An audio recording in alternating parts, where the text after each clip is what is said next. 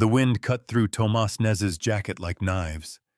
He stood still in the gravel lot, eyes locked on the storage unit door, red as dried blood, faded and chipped from years of sun.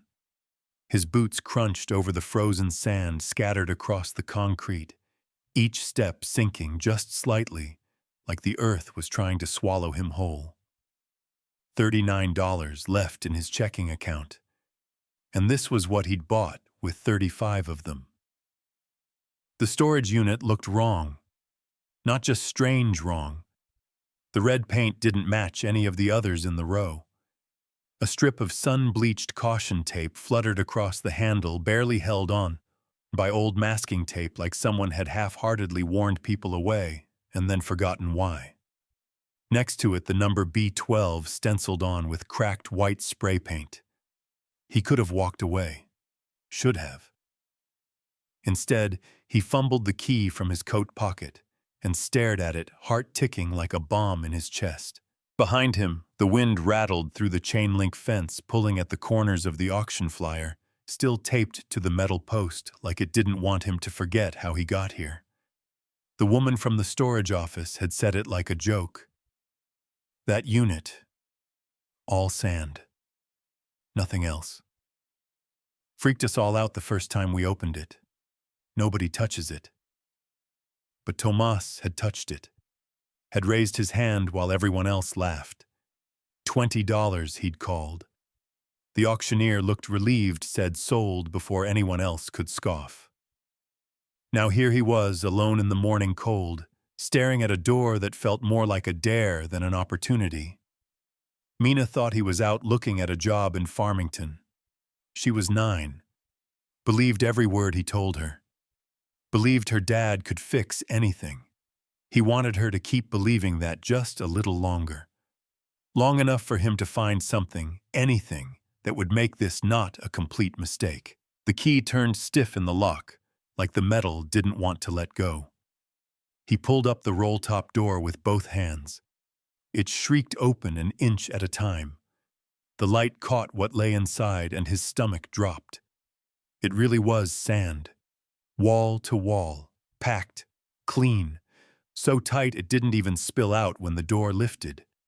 In the back it rose like a hill nearly chest-high, sloping gently to the front, where it leveled near the floor. The color was strange, almost too pale for this part of New Mexico. It wasn't red desert dust. It looked imported, deliberate.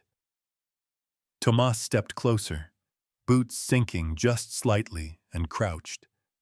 The surface of the sand was smooth, untouched, except for a single crooked pole near the middle, the same caution tape he'd seen earlier, driven into the grains like a flag planted by someone giving up. Just beside it, near the lip of the concrete, he spotted something small and blue. A toy truck. The kind you found in a dollar bin at the gas station. It was half-buried front wheels poking from the sand, like it had tried to escape and failed. Tomas brushed it off, thumb grazing the scratches on its side, then slipped it into his coat pocket. No reason, just instinct. He stepped back from the unit, arms crossed tight over his chest, and stared. This was what his last money had bought him. Not groceries, not gas, not new tires for a truck that hadn't passed inspection in 2 years. Not a plumber to look at the toilet that hadn't flushed right since January. Sand. He had bought a room full of sand. "You're a damn fool," he muttered to himself. The words felt too familiar in his mouth. Still something tugged at him. Not just the weirdness of it, but the precision, the way the sand sat. The faint drag lines along the wall, like someone had used a dolly or a wheelbarrow to haul it in over and over. And the way the back of the unit seemed to curve just slightly, like it wasn't as solid as it looked. He took a deep breath, cold air scraping through his throat. He'd spent more on pizza last month when he was too tired to cook. $20 for a mystery for a moment of maybe was better than another week of scraping change for milk. He rolled the door back down, locked it, and stood for a moment with his palm against the metal. The cold vibrated through his glove. Maybe he was stupid. Maybe he was desperate. Maybe he'd lost the line between the two. The wind whipped past him again, carrying sand across the pavement in low waves, brushing his jeans and stinging his cheeks. He turned back to the truck and climbed in, letting the engine sputter to life on the third try. The heater groaned, but gave nothing. He pulled his coat tighter and stared at his own reflection in the cracked windshield. He could feel it already, his mind rearranging the pieces. He'd come back with a tarp, maybe a plastic bin, shovel from the old tool shed if it hadn't rusted through. If nothing else, clearing the sand would be a job. Something to do. Something that felt like motion instead of waiting. He reached into his pocket, pulled out the toy truck, and set it on the dash. It wobbled with the vibration of the engine, then settled into place. In the rear view, the red door stood out against the row of dull gray units, like it was waiting for him to come back. Like it had something to say, but only if he had the patience or the guts to dig. He didn't know what was under that sand. Junk. Trash. Maybe something someone had wanted to forget. But for the first time in weeks, maybe months, Tomas felt something that wasn't fear. It was small. It was stupid. But it was hope. He turned onto the road, heading home, the sun breaking just slightly through the morning clouds, gold spilling over the cliffs in the distance. The wind howled behind him, and in his coat pocket, the toy truck sat warm from his hand. It wasn't just sand, it was silence packed tight. Tomas crouched again at the lip of the unit, the red door rolled up and rattling slightly in the morning wind. He'd gotten there early just after Mina left with Aunt Leia for school. The light was still sharp, not yet harsh, casting long shadows across the gravel. The unit stood quiet like it had waited all night for him to return. He stared at the grains stretched across the concrete, piled thick and almost artfully even. It reminded him of the way snow fell, sometimes smooth, until someone stepped in it, then ruined. There was something about the sand that made his neck prickle. It wasn't chaos. It was intentional, compressed, layered. He took a tentative step inside. The sand gave a little under his boots, but not much. It was surprisingly firm, cold and dry. The smell in the unit was faint, but strange, not desert dust or earth, but something sterile and dry like old plastic and metal left too long in the sun. Tomas reached down and pressed his palm into the surface. A light indentation remained when he pulled it away. He walked further in. It was quieter inside the unit, the wind fading behind the steel walls. The sounds of the road and the chirping of distant birds dimmed, replaced by a muffled stillness that made his breath sound louder than it should. He looked at the far wall where the sand sloped up into a soft rise. Something about the way it sat wasn't natural, not poured and spread randomly, but shaped. It reminded him of an old memory when his uncle helped build a sweat lodge and the ground had to be tamped with care so the stones would sit just right. The back of the unit almost looked sculpted. He stepped forward again, each crunch of his boots breaking the hush. The toy truck he'd picked up yesterday was still in his pocket. He pulled it out and ran a thumb along its scratched roof. He didn't know why he'd kept it, but the longer he held it, the more it felt like it had been left there on purpose. As a joke, maybe, or as a marker. He set it down gently on the sand near his feet. It rolled slightly, then stopped wedged into place by the uneven surface. Something about that made his chest tighten. He backed out of the unit and pulled the door halfway down, then grabbed the old tarp and shovel from the truck bed. He'd found both in the shed behind the apartment. The tarp was stiff with cold, and the shovel had a thin crack in the handle, but it would hold. Back at the unit, he spread the tarp outside the threshold, then took the shovel and pressed it into the sand. The first scoop surprised him. The blade didn't slide easily. The sand fought back compact and gritty, resisting like packed dirt. He had to throw his weight into it. The first load thudded onto the tarp. He repeated the motion. Shovel. Lift. Toss. The sound of the metal scraping through the grains echoed in the hollow space like a whisper dragged too long. He worked in silence for a while, sweat building at the base of his neck despite the cold. The sand wasn't clean. It was rougher as he went, deeper mixed with faint bits of something shredded cloth, tiny pebbles, he couldn't tell. On the third scoop, the blade hit something hard. Not rock, not concrete. A hollow thunk that sent a sharp vibration through the handle and up his arms. He froze. The silence pressed in again. He set the shovel aside and knelt, digging gently with his gloved hands. The grains gave way slower here, like they'd been undisturbed for years. He brushed and scraped until the tip of something metallic revealed itself. A dull gray corner just large enough to suggest a box of some kind. He dug around the edges until he could see more of it, about the size of a shoebox, with rounded sides and a handle sunk into the lid. The kind of lockbox people use to keep under beds or in closet safes. Tomas worked his fingers under one side and lifted. It came up with a suctioned pull grains sliding off like powder.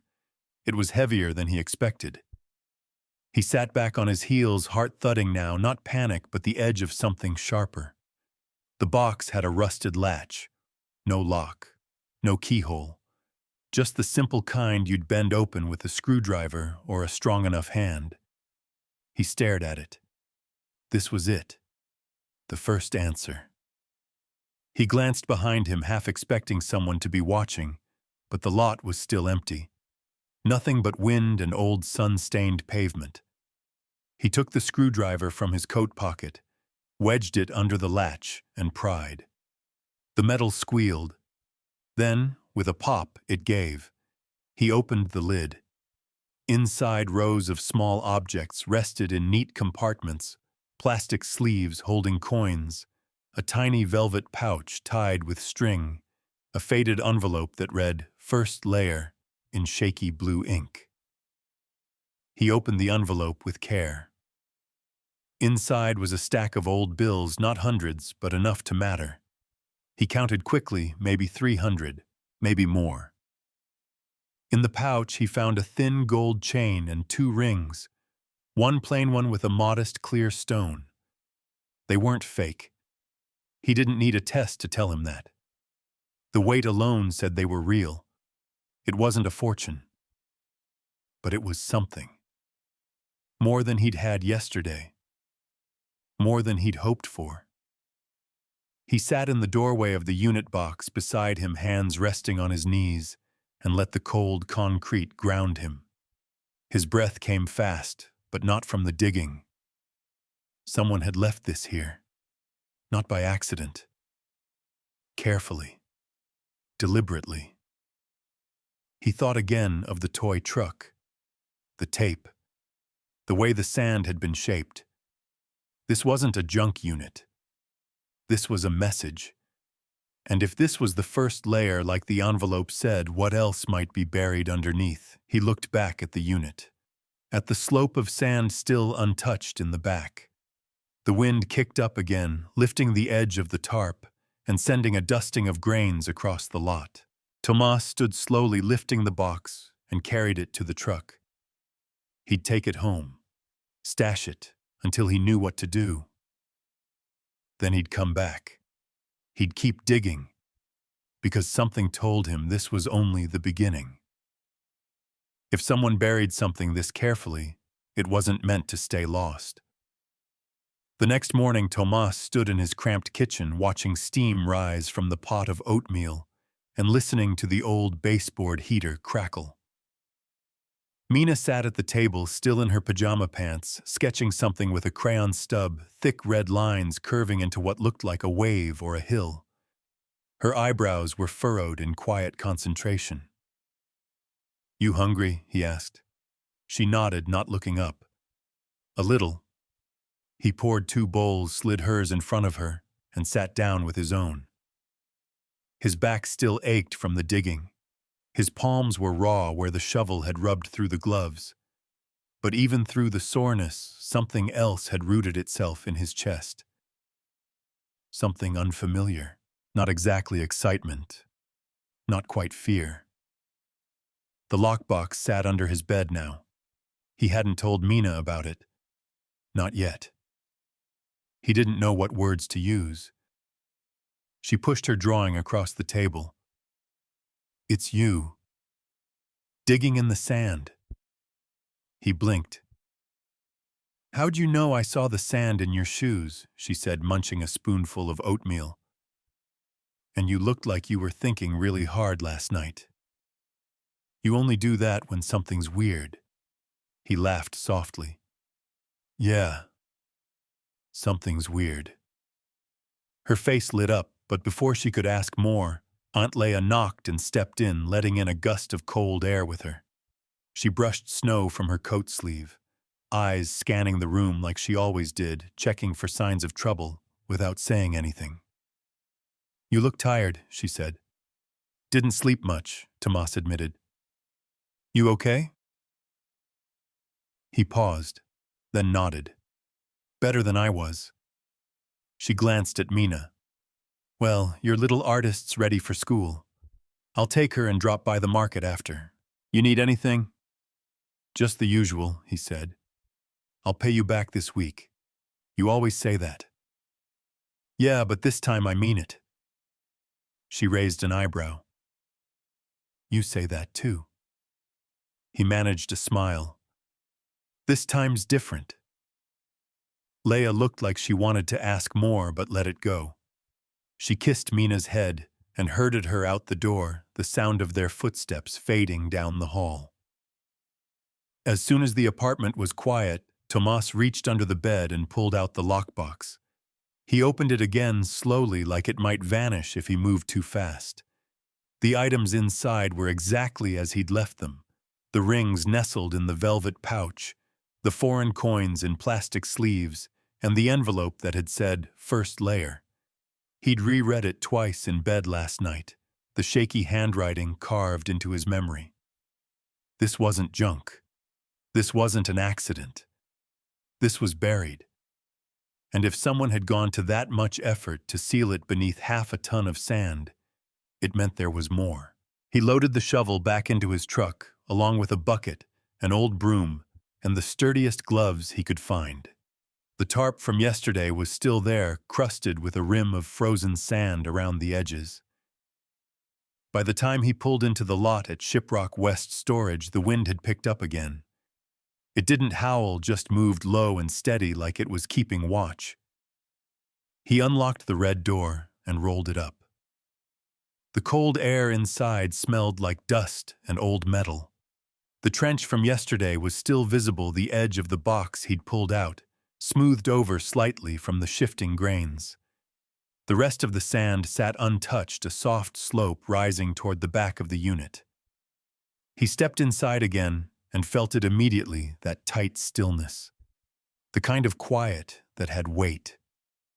This wasn't just a bad joke or an abandoned stunt. It was a message, a puzzle, and he was in the middle of it now.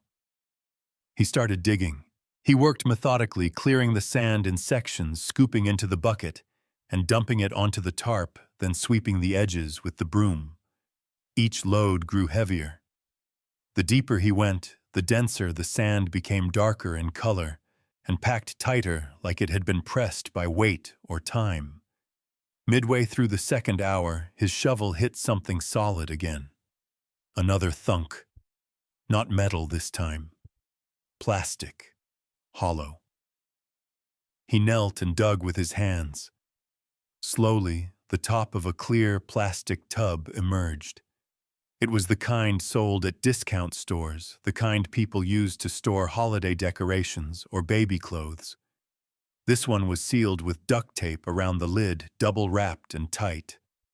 Tomas wrestled it free and dragged it to the unit's edge. The lid creaked when he pried it open. Inside were children's beach toys. Bright plastic shovels, a castle mold, a yellow pail with a faded cartoon turtle. They were coated in dust, but still vivid. It would have been funny if it hadn't felt so pointed, like someone had buried a punchline. He closed the lid and set it aside, wiped the sweat from his brow, and got back to it. Hours passed. He found more, an ammo-style can empty, but lined with cut foam, a jar filled with coins and glass marbles, a box of polished stones stacked in rows, odd scattered items, nothing valuable, nothing worthless, just strange. He kept digging. By early afternoon, his arms burned and his shirt clung to his back. He stopped to drink water from an old thermos and leaned against the wall of the unit, breathing heavy. Then he heard footsteps. He looked up. A woman stood in the doorway, silhouetted by the afternoon light. She wore a faded ball cap and a heavy jacket. Her name tag caught the light, Elena, the storage manager. "You're really doing it, huh?" she asked, resting her hands on her hips. He nodded, too winded to say much. "Told you it was a beach." She stepped inside, looking down at the trench he'd carved through the sand. "Most folks take one look and walk away. You're the first one who actually started digging."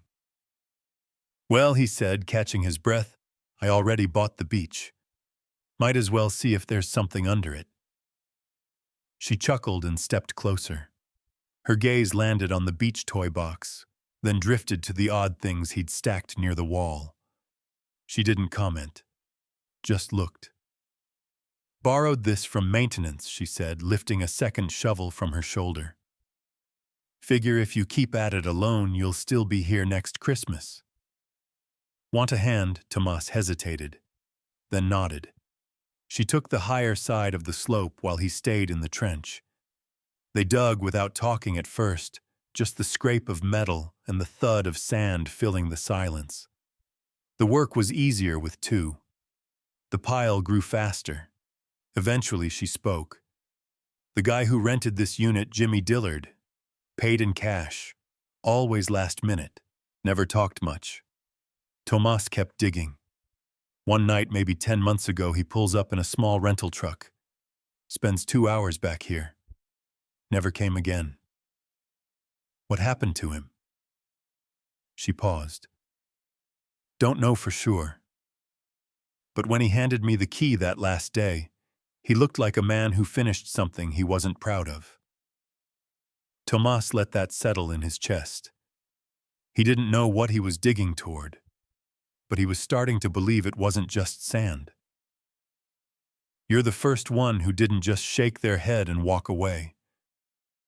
Elena handed Tomas the second shovel, nodding toward the slope he'd already cut deep into. "This side's still loose. I'll take the top, work it down to you. Just don't let me bury you." Tomas gave her a tired grin. "Deal." The two of them settled into a rhythm. Shovels scraping sand, sliding into neat piles, the tarp outside rustling in the wind each time a bucket was dumped. With her help, the work moved faster. The trench widened, deepened.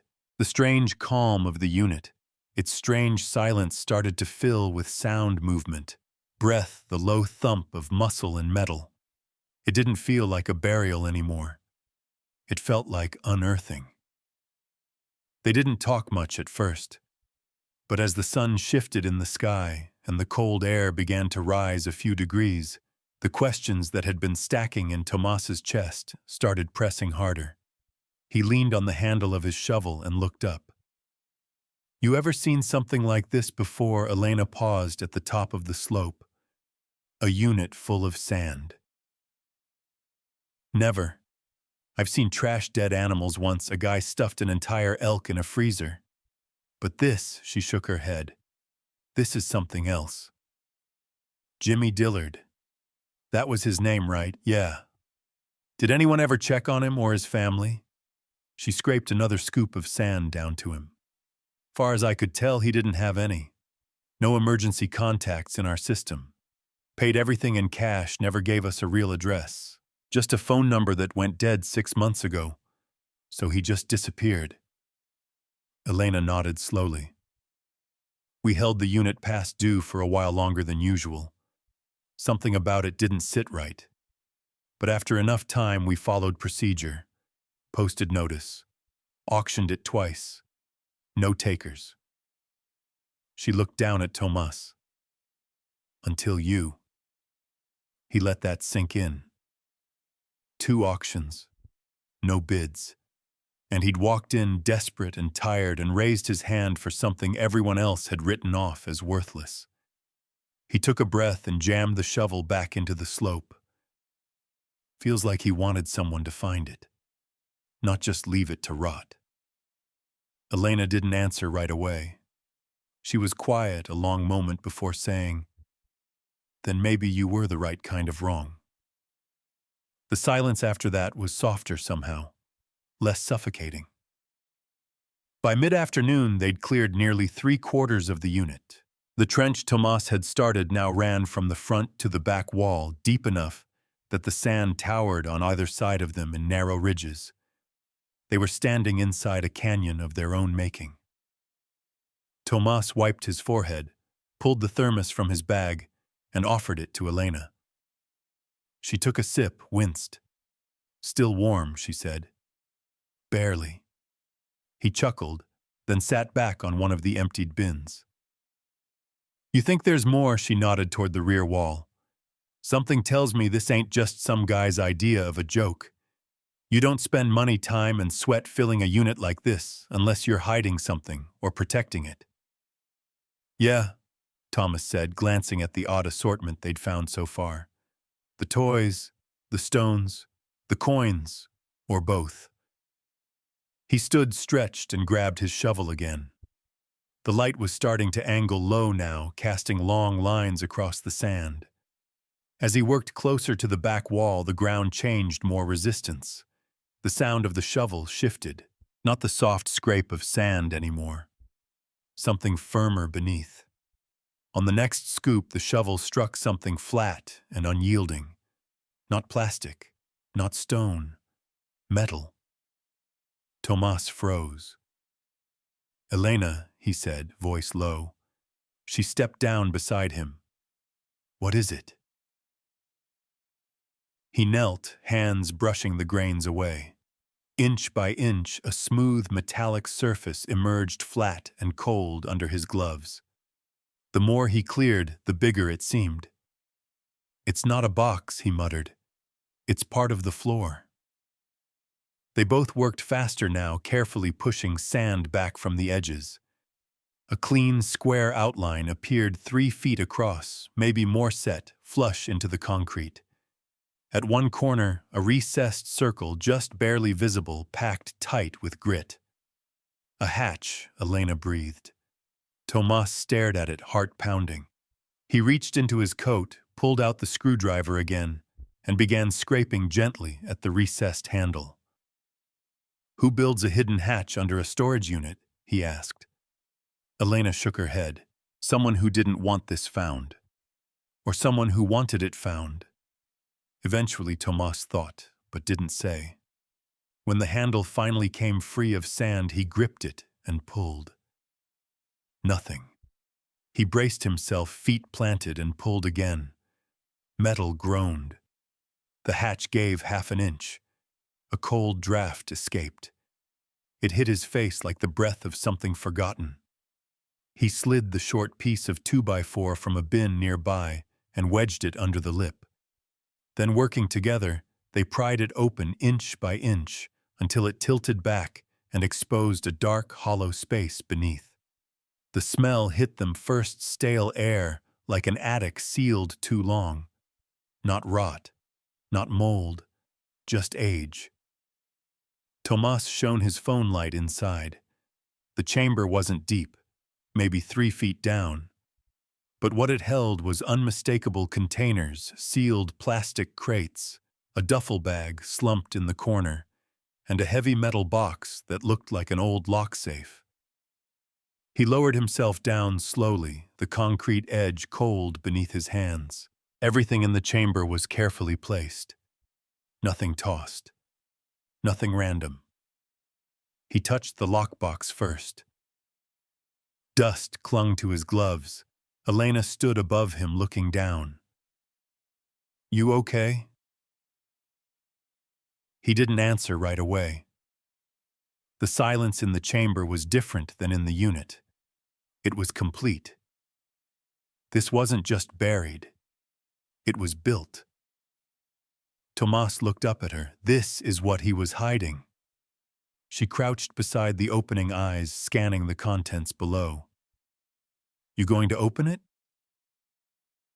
He shook his head. "Not yet." He reached for the duffel instead, lifted it, and passed it up to her. She staggered under the weight. Inside, something metal clinked softly. He followed, lifting the lockbox next, then the crates. Every item pulled from that hidden room made the story deeper, stranger, more human. By the time they finished, the sun had dropped below the ridge, and the chill was back in the air. Tomas sat on the edge of the trench, staring at the open hatch. This wasn't just a hiding place, he said. It was a vault, for someone who didn't trust anything else. Elena nodded. "Then let's see what they left behind." The wind stirred around them again, carrying with it the scent of dust and distance. Tomas reached for the zipper on the duffel bag. Whatever came next, he knew he was already too far in to turn back. This isn't treasure. It's a secret someone built out of fear. Tomas unzipped the duffel bag slowly, fingers stiff with cold and nerves. Elena crouched beside him, the dying light of late afternoon casting long shadows through the unit. The first thing that caught his eye was the corner of a notebook, its cover faded and bent, pressed flat against the edge of several neatly stacked envelopes. Beneath them, wrapped in old dish towels, was something heavy and solid. He lifted the cloth. The metallic glint underneath made both of them suck in a breath. Stacks of rolled coins, U.S., quarters, nickels, and old silver dollars, some in sleeves, others loose but clean. A smaller velvet pouch held a tangle of jewelry, modest, mostly unremarkable, except for one necklace. A silver bear claw pendant, the kind made by local artisans and passed down through families. He turned it over. No engraving, no initials, just a faint dent near the edge like it had been worn a long time. "What the hell is this?" Elena murmured, still staring into the bag. Tomas shook his head. Someone's life. Or what's left of it. He passed her the envelopes. Each was labeled in the same neat, careful hand, Rent Lola Teeth Denny's Final. No addresses. No stamps. Just words. The kind of words that didn't explain much but hinted at everything. She opened the one marked Final. Inside was a note written in pencil, the handwriting shaky but deliberate. "If you had to dig for this, you probably need it more than I did. Do better with it than I did. Don't waste it. Don't leave it lying around. And for God's sake, don't tell the government." Tomas exhaled slowly, reading over her shoulder. "It's not a will. It's a warning." Elena nodded. "Or a confession." They laid the rest of the contents out on the blue tarp, careful not to scuff anything. In the bottom of the duffel was a paperback novel, its spine cracked and brittle pages bookmarked with small folded receipts. One was for tires. One was for a motel in Window Rock. Another was a faded photo, a little girl standing beside an old RV, barefoot, hair in braids, squinting into the sun. On the back, written in the same pencil, was one word, Lola. Tomas stared at the photo.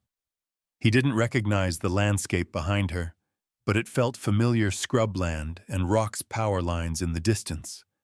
A dry world. Elena reached for the notebook next. Maybe this'll explain something. Inside were page after page of lists, spending dates, notes scribbled in shorthand. The pattern was strange. Organized chaos. One page was titled August, Food Only. Below it, every meal was logged with calories and cost. Another page read, Gas burns faster when you're carrying weight. That one had been underlined 3 times. Then a few pages in, Tomas found it. A section marked Unit B12, Final Deposit. He skimmed quickly. Sand load 1:09 p.m. Box 2 placed at 11:17. Lid secured, 11:38, truck returned. Till 10. No one saw me beneath that, a rough map of the unit, the trench they'd dug, the hatch, a second rectangle drawn beneath it with a question mark beside it. Elena Tomas said, There's more. She looked at the page, then back at the hatch. You think he built another chamber? I don't know. But he thought about it. They both sat back, the silence thick again. Tomas picked up the note from the final envelope and read it again. The words were simple, but the tone wasn't. It wasn't panicked or angry.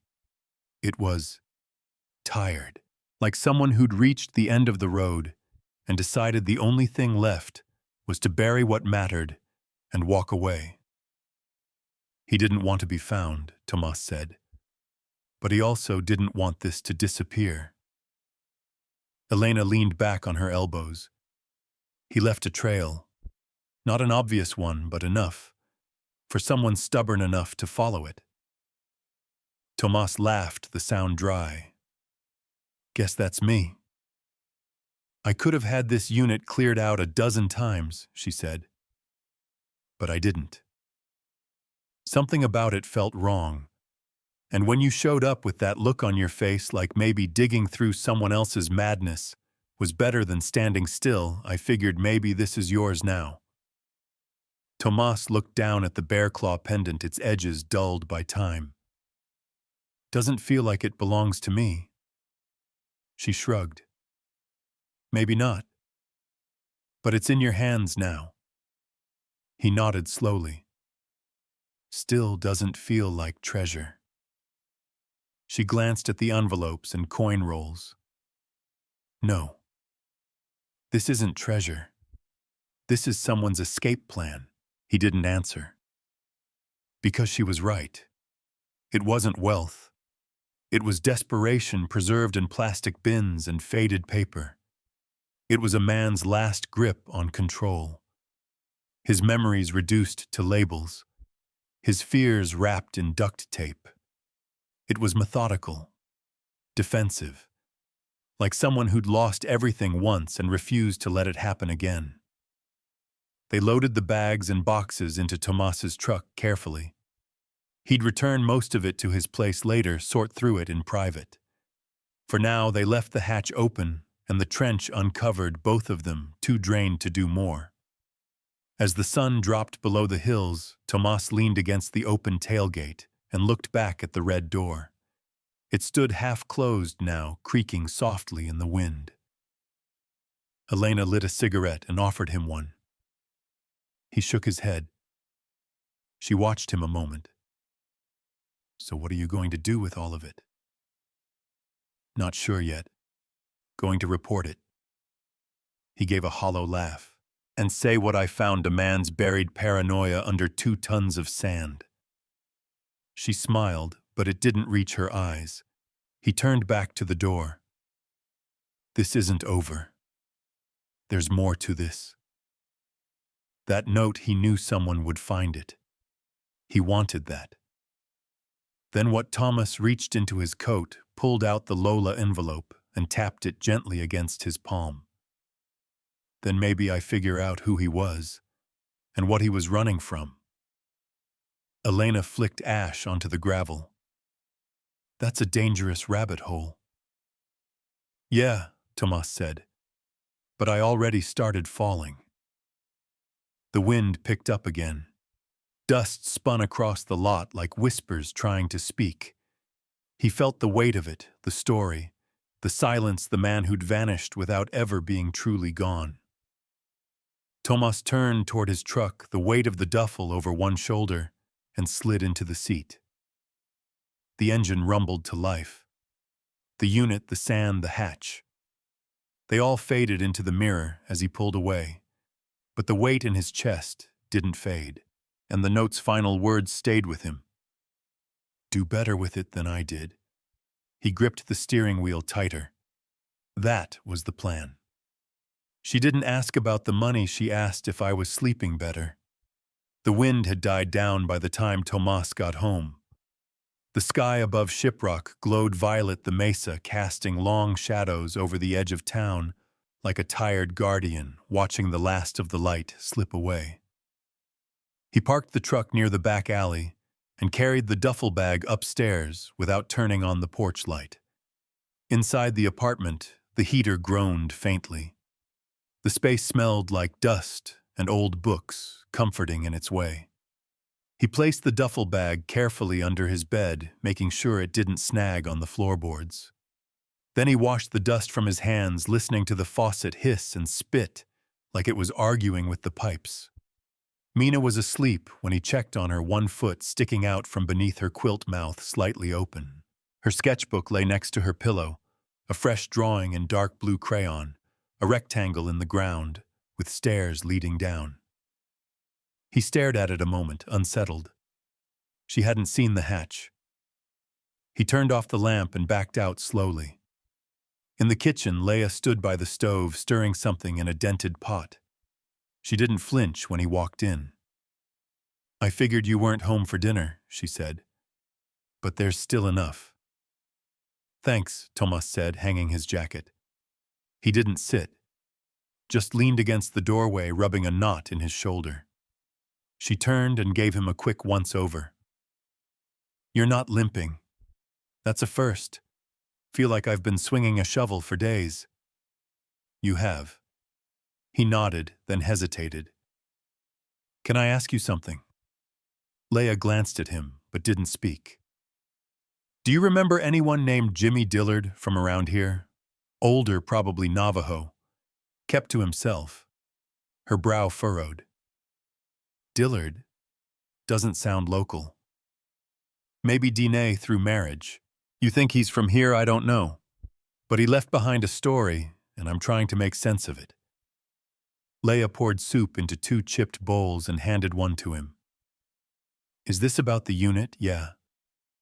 There's more to it than I thought. She waited. When he didn't elaborate, she said, You're not going to tell me what you found, are you? He shook his head. Not yet. She sat at the table.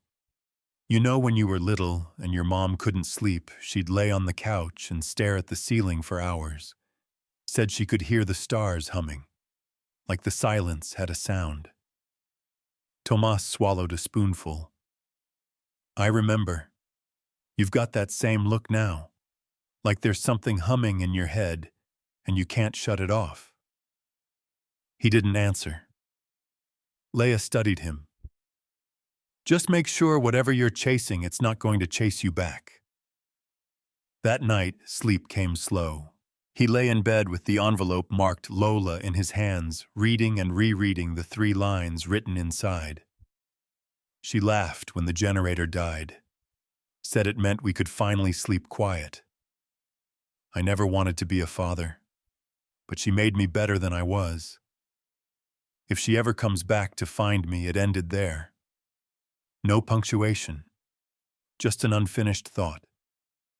In the morning, Tomas dropped Mina off at school and drove east into the dry lands past the highway where towns turned to gas stations and old motels.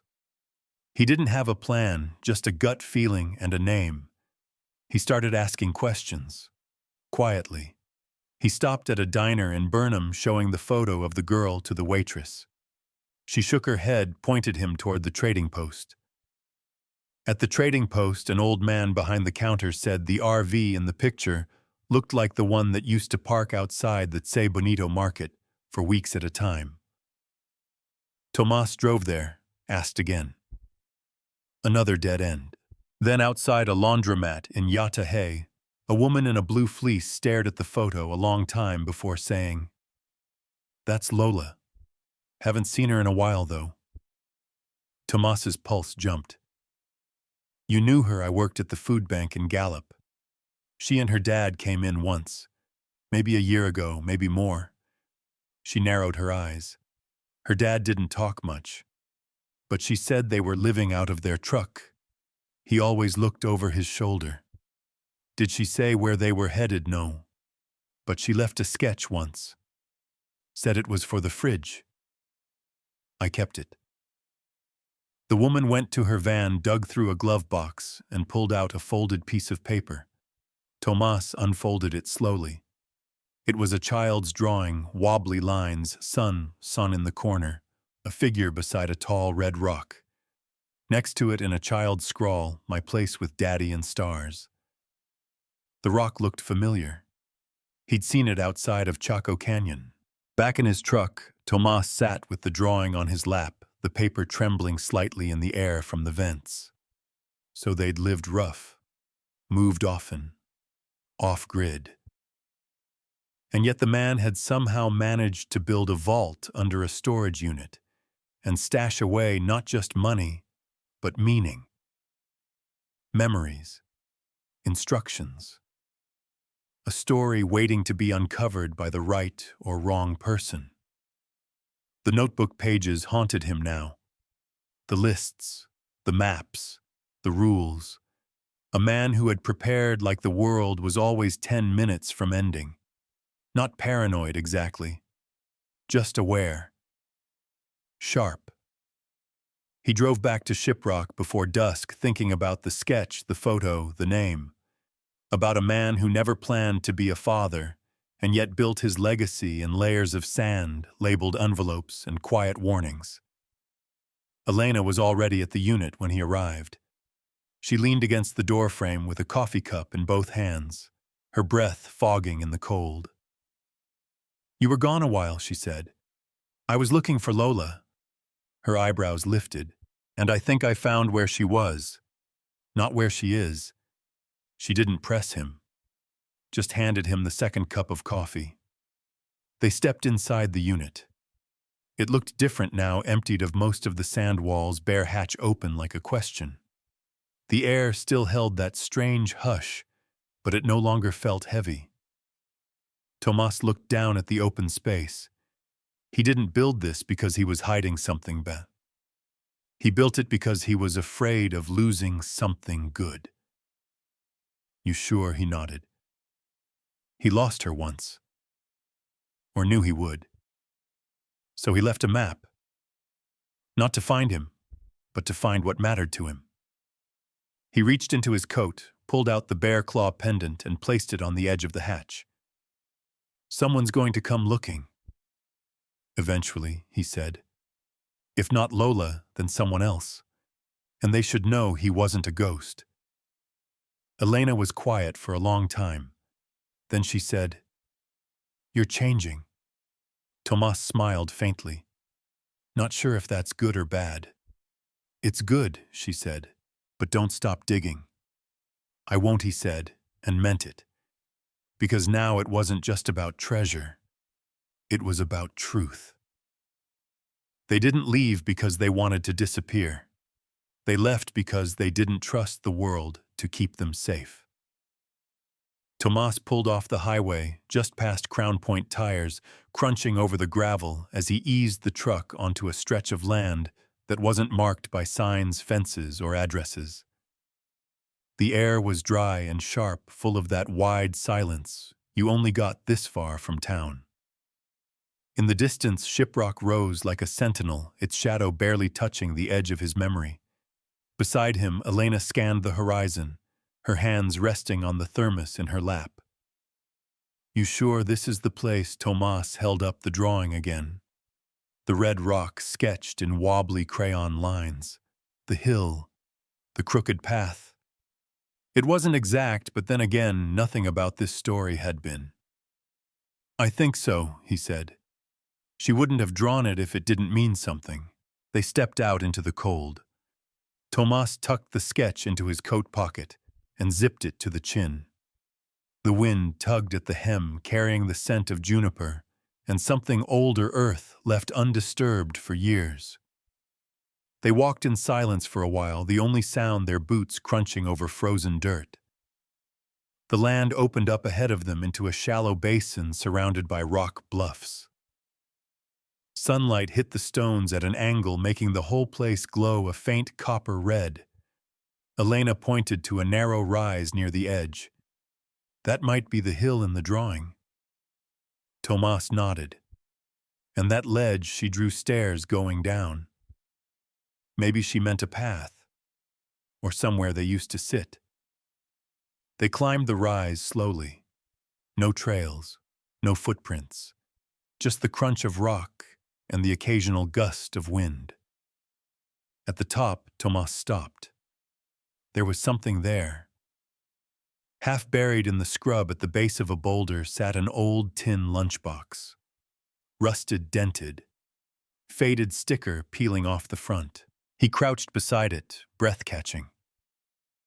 "Looks like it's been here a while," Elena murmured.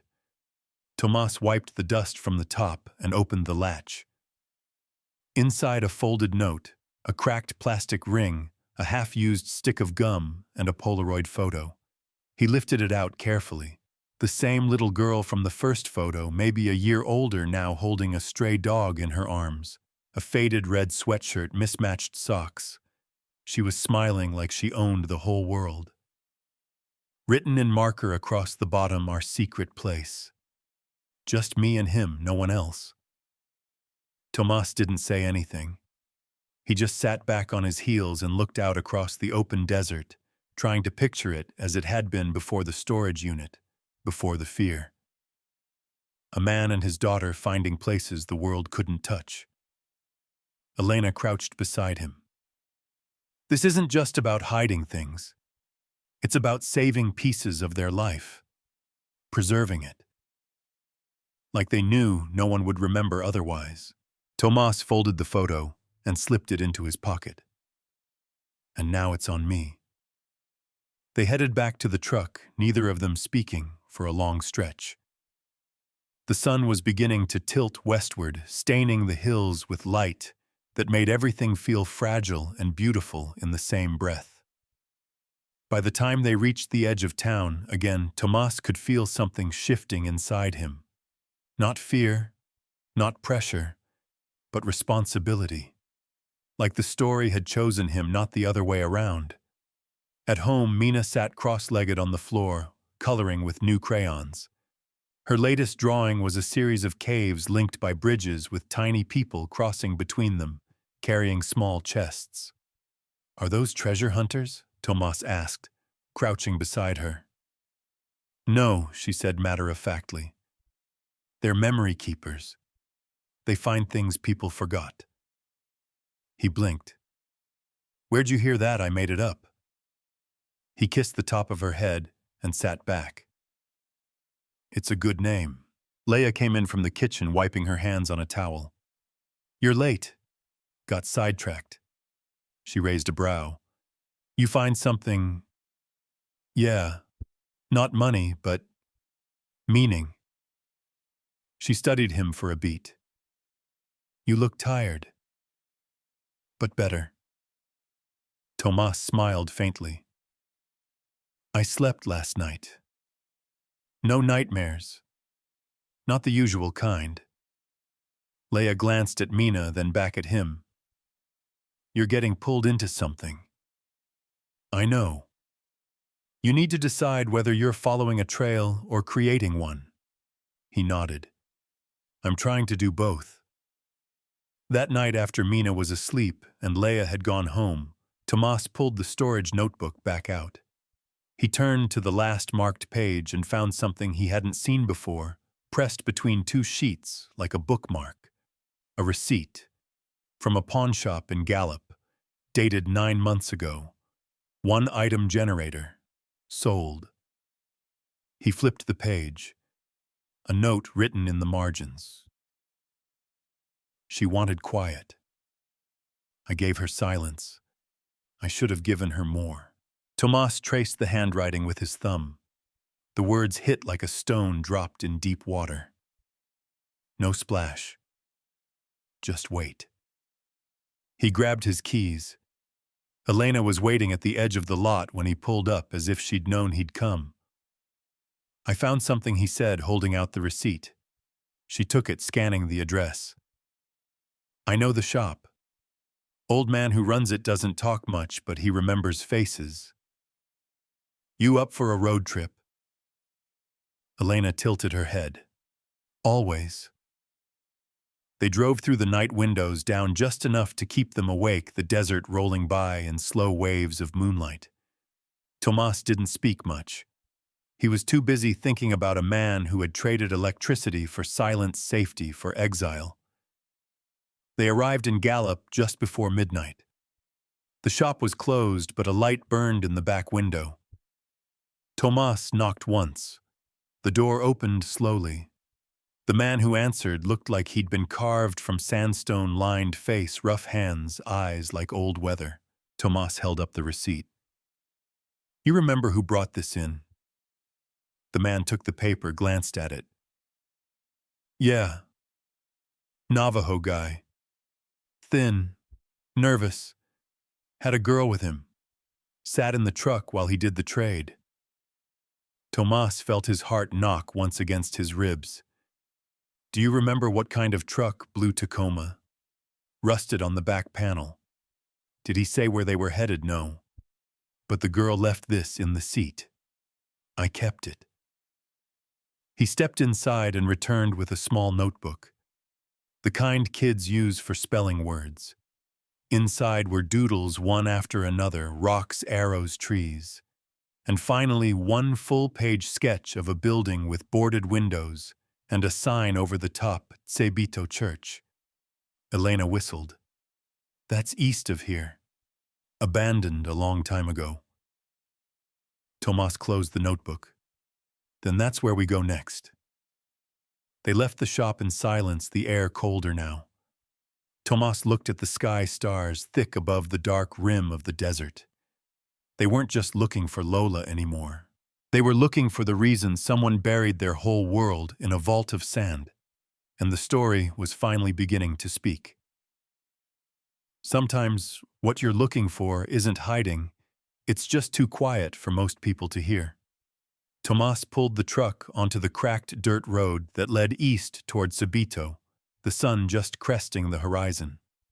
The early light cast long gold streaks across the landscape, stretching like fingers over the dry grass and low hills.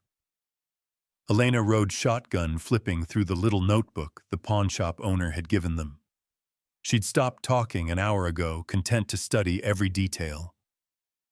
They camped here, she said finally, tapping a page filled with jagged rock drawings and hash marks. It's just past a wash near the base of a bluff.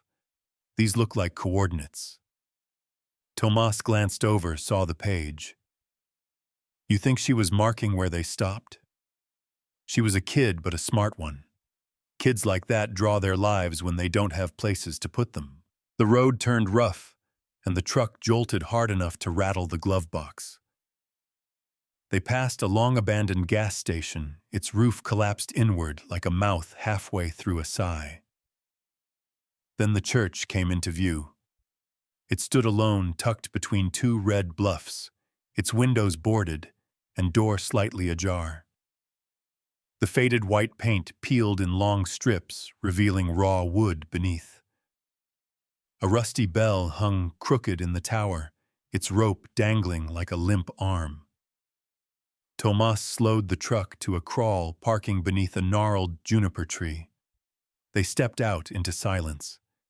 No birds. No wind.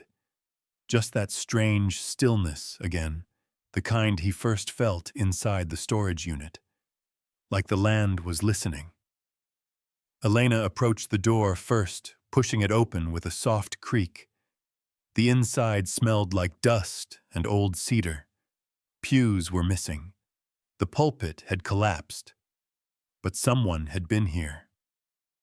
In the back, laid across two stacked crates, was a sleeping bag. A pair of worn sneakers sat beside it. An empty canteen. A notebook, just like the one they'd found. Tomas crouched and flipped through the pages, all blank except for one in the middle. If you're reading this, you found it. That means you care enough to look. Not many do. Below the note was a name scrawled in small, tight letters, Lola Dillard. Elena let out a slow breath. She was here. Tomas looked around. But she's not anymore. They searched the rest of the building carefully, respectfully. Behind the altar, tucked into the base of a cracked support beam, they found another envelope. Tomas slid it free. It was addressed for the one who came back. He opened it. Inside was a photograph of Jimmy Dillard, older, worn hair thinning. He stood beside an old trailer, a hand resting protectively on the shoulder of a girl who looked about 10. Lola again. But her smile was smaller this time, less certain. On the back of the photo, a message: my father didn't vanish. He chose silence over noise, peace over pretending.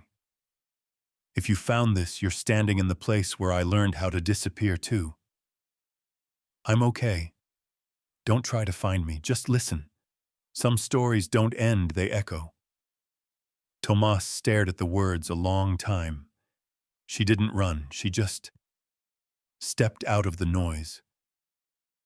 Elena took the photo gently. She didn't want to be found. She wanted to be understood. They sat down on the edge of the pulpit frame, both quiet, both wrapped in the weight of what they'd discovered. Outside, the wind finally stirred, brushing dust across the threshold.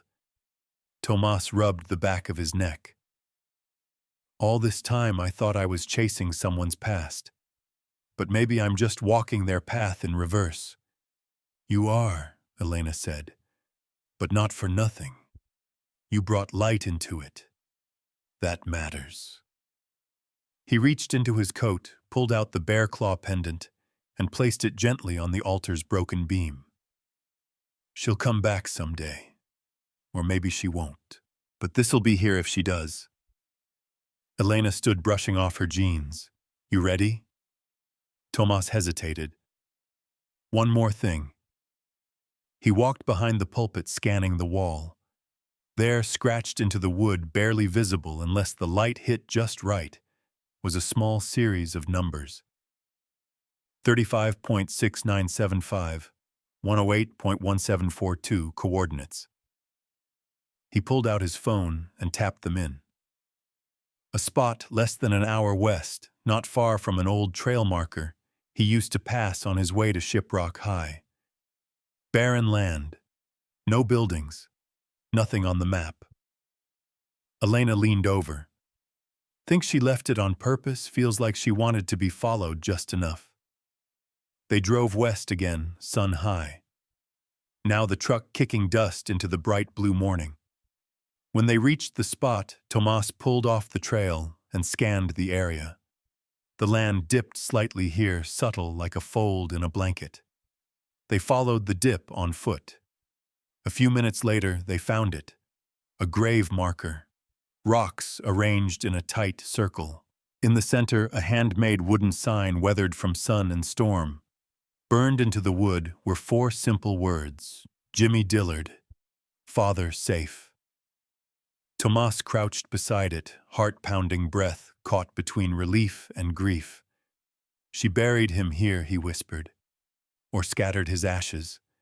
Either way, this was where she let go. Elena knelt beside him. It's not marked with money or a legacy, just love. He traced the edge of the stone ring, the ground still firm and cold. Around them, the desert stretched forever, and yet it didn't feel empty. It felt full of what had been lost and what had been left behind. Tomas stood brushing off his hands. I think I understand him now. Elena looked up. Yeah, he didn't disappear because he was broken. He disappeared because he was trying to protect the one thing he didn't want the world to ruin. She nodded. And maybe you were meant to carry it the rest of the way. Back at the truck, Tomas took one last look at the marker before driving away. It faded into the distance, but the weight of it didn't. He wasn't just a man who bought a strange storage unit anymore. He was the witness now, and it was time to do something with what he'd seen. Keep mom. When you find something buried, you have two choices: cover it back up or give it a place to breathe. The snow had started to fall lightly by the time Tomas got back to Shiprock. Fat, slow flakes that drifted more than they fell, swirling in the air like ash. He watched them from the driver's seat as the truck idled headlights, cutting pale cones into the dark. His fingers rested on the key, but he didn't shut off the engine. He wasn't ready to go inside just yet. The marker in the desert still lived behind his eyes. That circle of stones. The hand-carved name. No ceremony. No fanfare. Just the truth laid bare in wood and silence. It had been enough. It had to be. And yet, he reached into the glove box and pulled out the storage unit notebook. There were only a few blank pages left, but one had a note scribbled at the top. Probably something Jimmy had written absent-mindedly, a list of names that didn't connect to anything Tomas recognized. Except one. Lamar Begay, Gray Hill High. He tapped the pen against the page, thinking. Gray Hill High was east of Chinle, a rough place. Good kids, but too many holes in the roof, and not enough hands to patch them. If Jimmy had a connection there, it was buried deeper than anything in the hatch. Inside the apartment, the warmth hit him like a wall. Mina sat curled up in a blanket on the couch, flipping through one of her nature books. Leah was in the kitchen humming something soft and old. Mina looked up. "Did you find the girl?" "Not yet," he said, brushing snow from his hair. "But I found where she's been." "Did she have a dog?" He blinked. "What, in the picture?" she said. "The one in your coat. She's holding a dog." Tomas slowly pulled the Polaroid from his inner pocket. Sure enough, Lola had a small black mutt in her arm's tongue hanging out tail mid-wag. He smiled. "Looks like she did." Mina nodded, satisfied. Then she wasn't scared all the time. That sentence sank into him like a nail. She wasn't scared all the time, which meant she was scared most of it. He turned to Leah. "You still have those teaching contacts out near Chinle?" She raised an eyebrow. "Why, I need to talk to someone at Gray Hill High, about a student from a few years back. Maybe older. Name's Lamar Begay." Leah nodded slowly. "Let me make a call."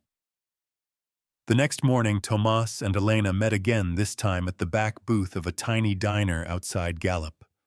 The kind with yellowed blinds and coffee that tasted like burned wood.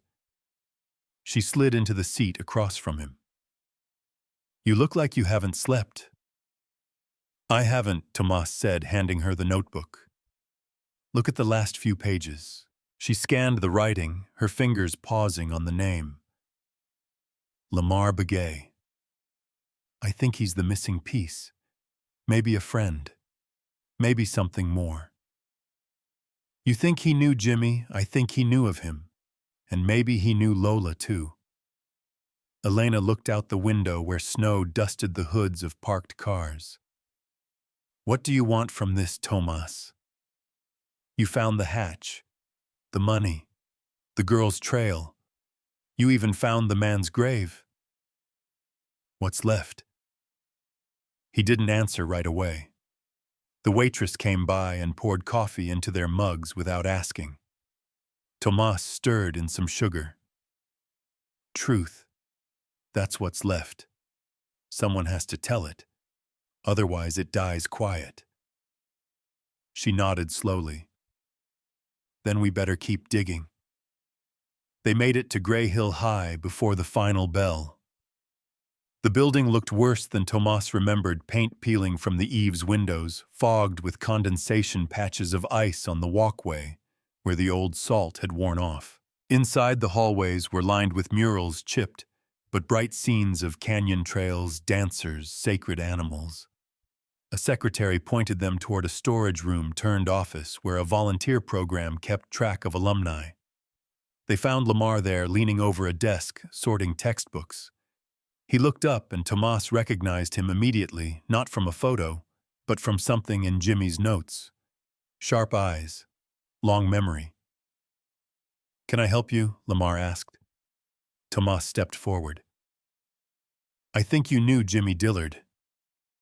Lamar's jaw tensed. "Who's asking?" Tomas handed him the photo of Jimmy and Lola. "He's gone, but his story isn't. I've been following it." Lamar stared at the photo a long time before speaking. "He was my uncle. Not by blood, by bond. He helped me when I was young, showed me how to survive the noise. And Lola. She's my cousin. Not legally, but she called me that. She and Jimmy lived quiet, moved around a lot, didn't trust systems. Why Lamar set the photo down? Because systems failed them. Jimmy lost his wife to a botched hospital transfer. They called it a clerical error. Then social services tried to take Lola when Jimmy refused to put her in school, said he was unstable, but he taught her everything himself. Better than any classroom. He built a vault, Tomas said softly, under a storage unit. Lamar nodded. He always had a plan. For everything. "Do you know where she is now?" Lamar hesitated. "She's not far. But she doesn't want to be found. I'm not here to drag her into anything," Tomas said. "I just want to understand what he was trying to protect." Lamar studied him, then Elena, then back to Tomas. "You have the notebook?" "Yes. Then she left the path for you." He scribbled something on a scrap of paper and handed it over. "Coordinates. Again. She goes there sometimes. When the noise gets too loud." Tomas folded the paper. "Thank you. Don't expect a welcome. Just go quiet."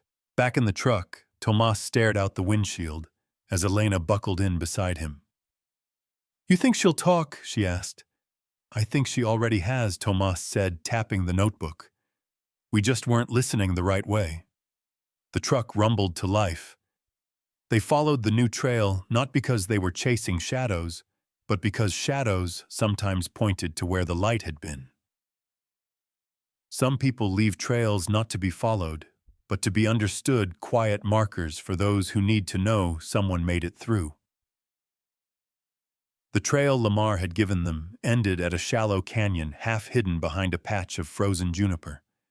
They drove until the road disappeared beneath packed snow and frost-bitten sage, then hiked the rest of the way on foot, Tomas moving with a kind of reverent caution. Every step forward felt like a step into someone else's story, like trespassing into silence that had been earned. Elena said little. She read the land the way she read people, watching the angles, the way the snow drifted differently, near the edge of the rocks, the way old boot prints held their shape where the sun hadn't touched. She finally pointed to a ridge ahead where the ground sloped inward into a shallow alcove, and Tomas could see it. A makeshift camp, tent staked against a rock wall, smoke rising from a chimney pipe. No movement, not yet. They waited. Wind pressed against their backs. Tomas flexed his fingers inside his gloves, heart pounding low and steady, like the rhythm of something ancient. He wasn't scared, not exactly. But the weight of what this moment could be, it pushed on his chest like a hand he couldn't see. Then the flap of the tent stirred.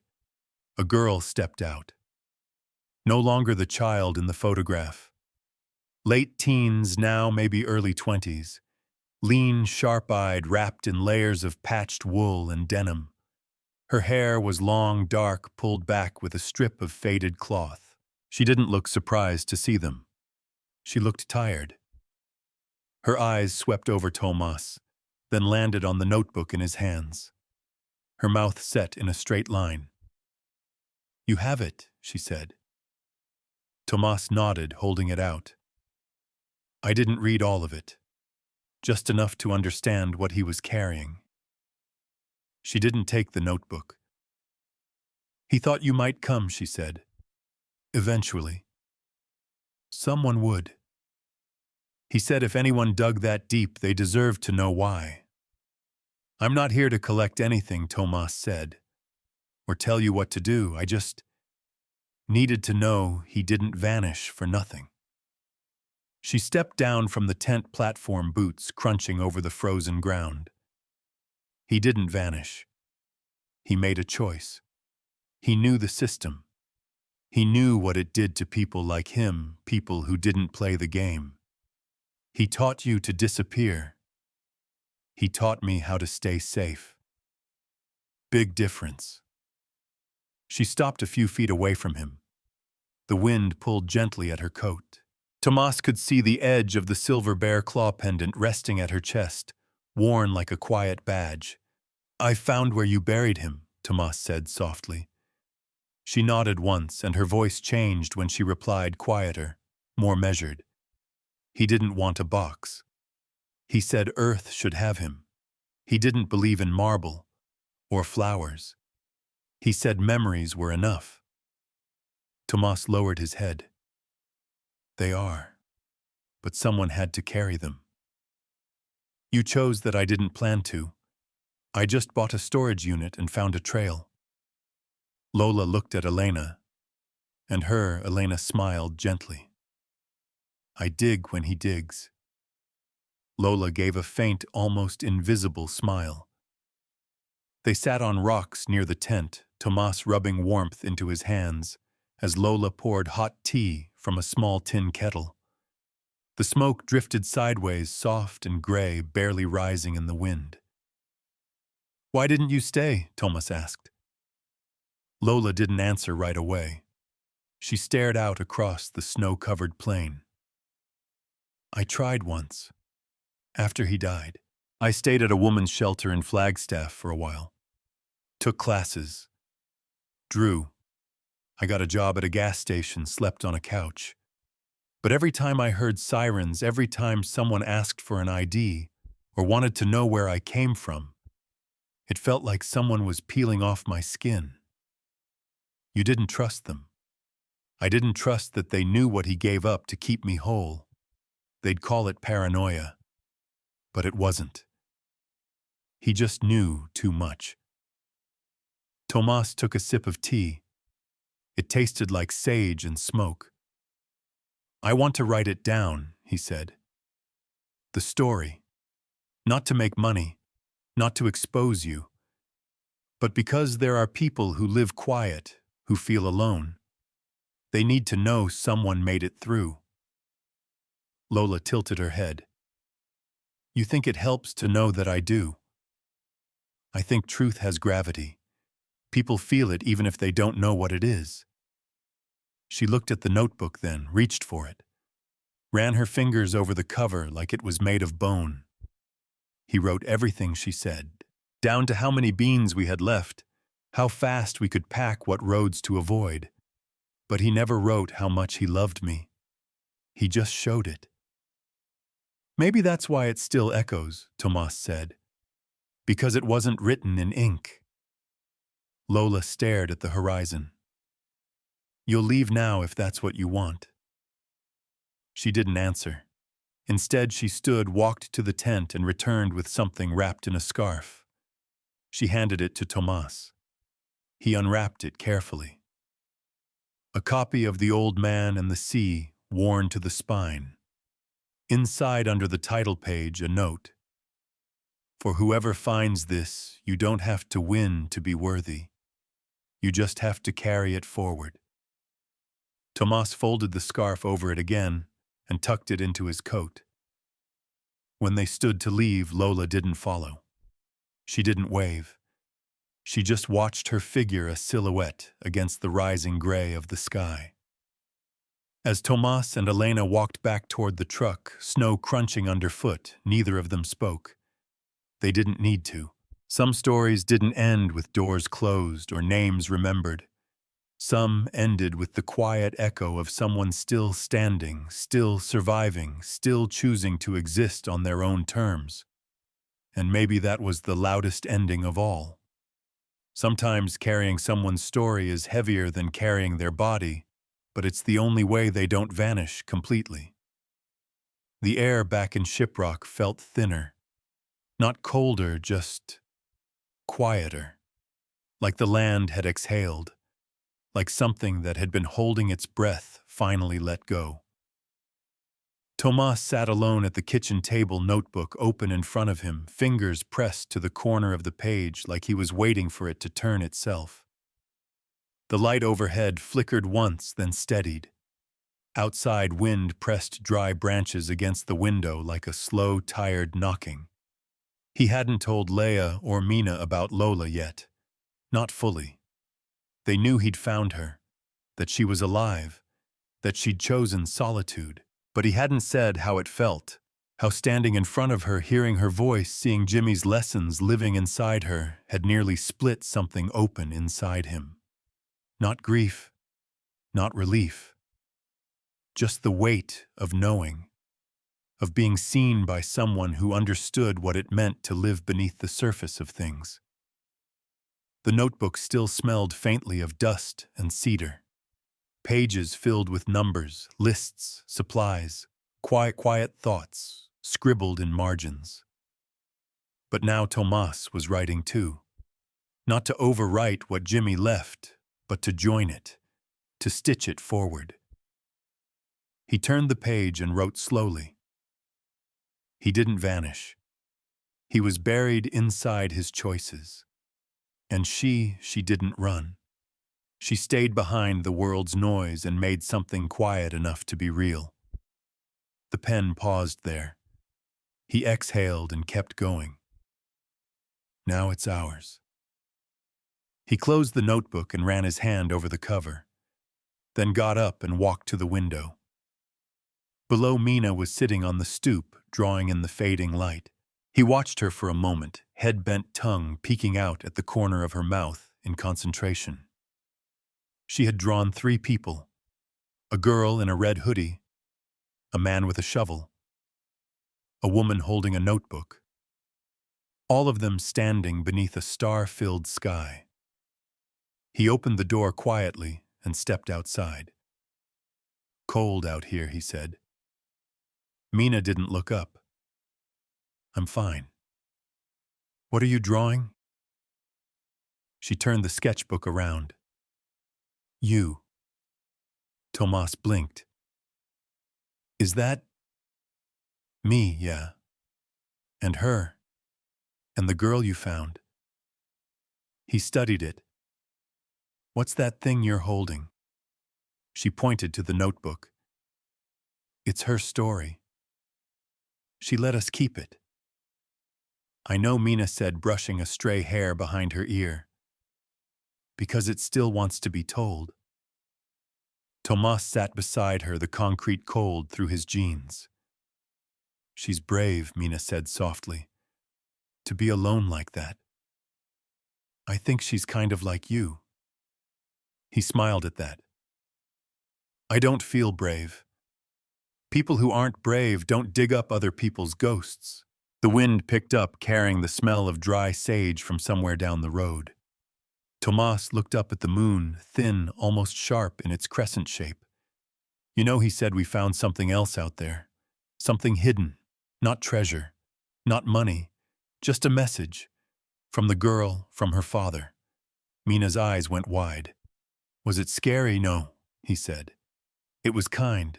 Heavy, but kind. He reached into his coat and pulled out the copy of The Old Man and the Sea wrapped still in the scarf. Mina took it gently, flipping the cover open. The note inside made her go still.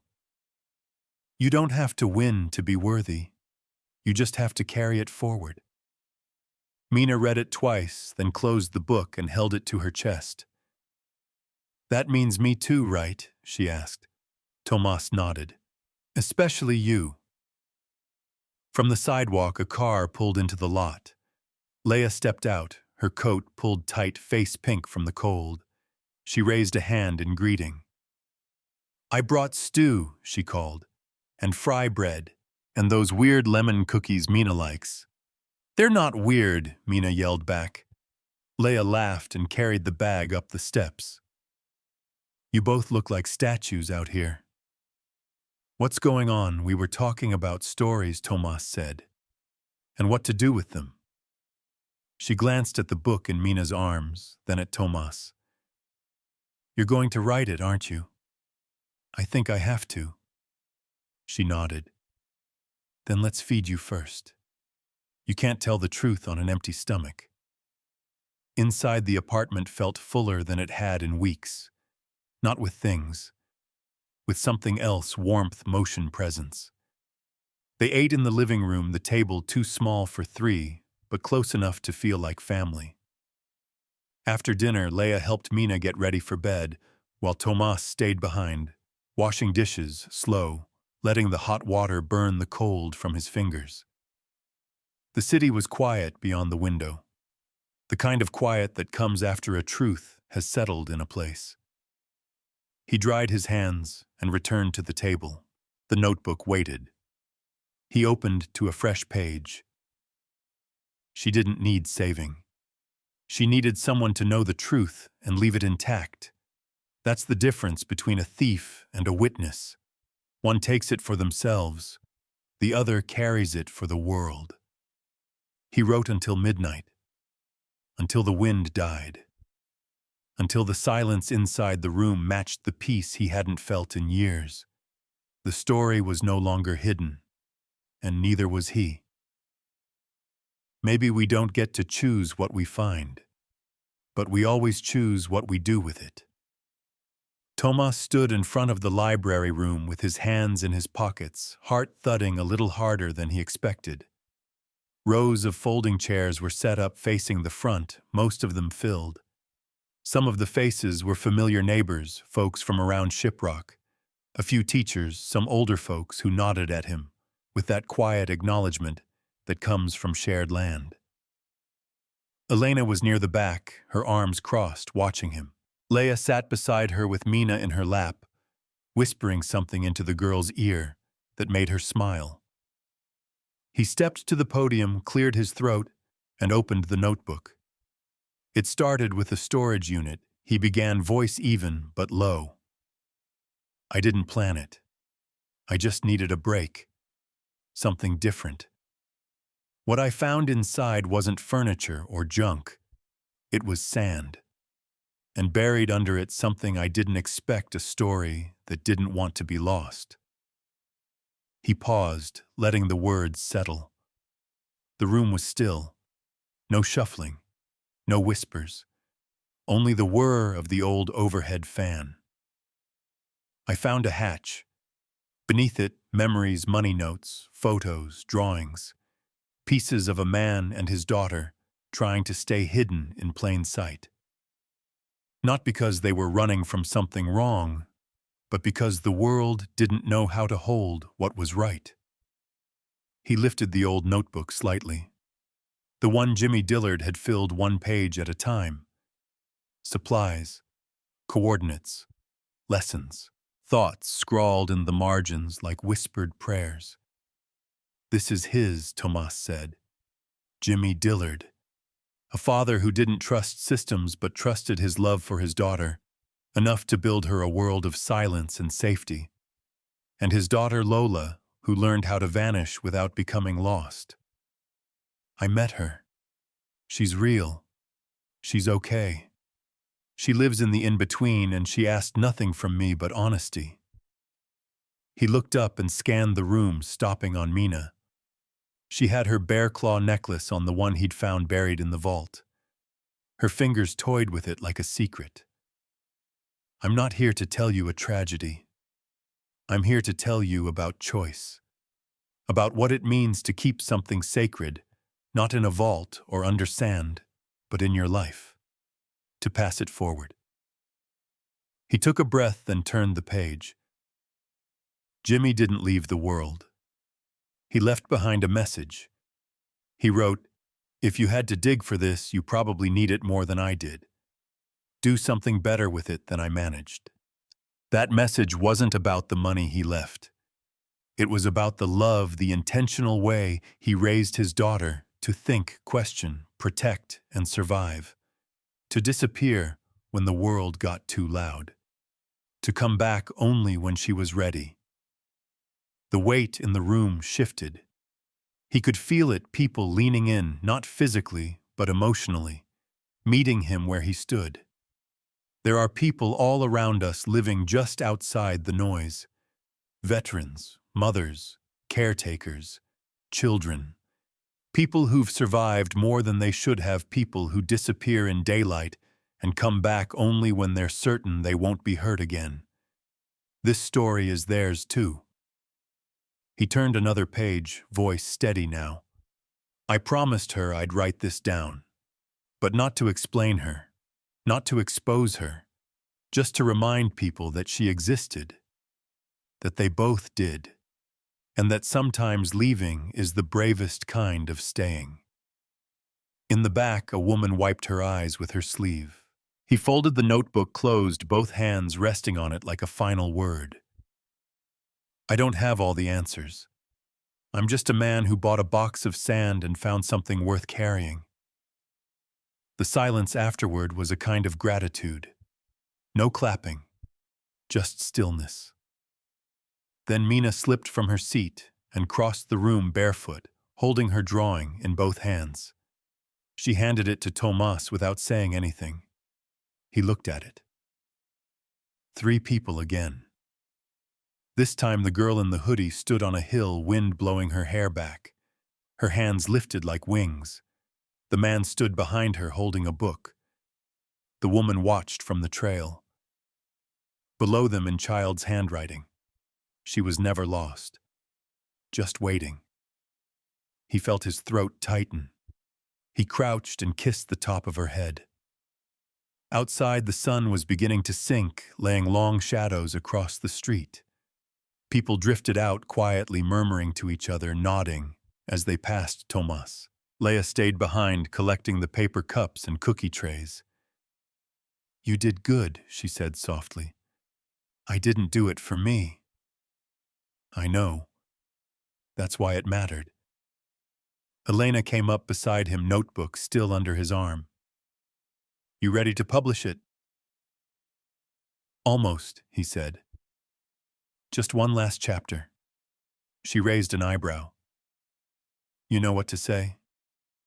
He nodded. Yeah, I finally do. That night after Mina was asleep and the house had gone quiet again, Tomas sat at the kitchen table under the dim lamp. The notebook lay open beside a fresh sheet of paper, a pen down in his hand. He wrote slowly, letting each sentence land where it needed to. To whoever reads this, this is not a story about hiding. It's a story about choosing. About people who understood the world might not ever bend enough to hold them, so they made a space anyway. Lola Dillard didn't need saving. She needed seeing. Her father didn't bury a treasure. He left a truth. It's not mine. It's not yours. It's just something worth knowing. He paused, then added the final line. This is how you carry someone without letting go. Tomas closed the notebook and leaned back, watching the way the light from the lamp flickered slightly in the draft. Outside, snow had started again, soft and quiet. Not a storm. Just enough to cover footprints. Just enough to start new ones in the morning.